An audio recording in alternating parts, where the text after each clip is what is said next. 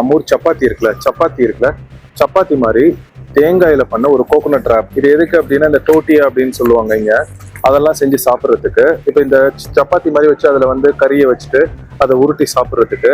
இதை பாருங்க, இது வந்து விலை வந்து $8.99 போட்டிருக்கு.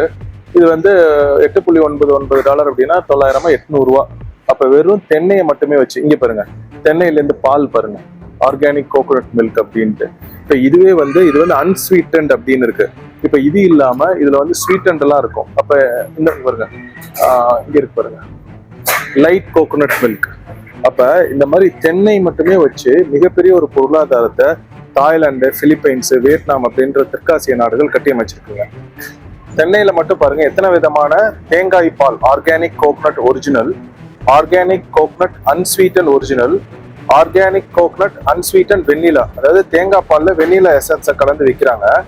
தேங்காய் பால் அதுல வந்து அன்ஸ்வீட்டன், அதாவது இனிப்பு சேர்க்காம விற்கிறாங்க. இது அப்படியே அரைச்சி ஏற்றுமதி பண்றது. இப்ப இந்த மாதிரி தேங்காயிலேருந்து வேல்யூ ஆடட் ப்ராடக்ட்ஸ், அதாவது மதிப்பு கூட்டப்பட்ட பொருட்களை நம்ம அவ்வளோ பயன்பாட்டுக்கு கொண்டு வர முடியும். வெளிநாடுகளுக்கு ஏற்றுமதி பண்ண முடியும். இளநீ பார்த்தோம், பால் பார்த்தோம், சிப்ஸ் பார்த்தோம், தேங்காயிலேருந்து தென்னை கருப்பட்டி பார்த்துருக்கோம். அப்ப இந்த மாதிரி நிறைய ஒரு பொருளாதாரம் தென்னையை மட்டுமே வச்சு நம்பி இருக்குங்க.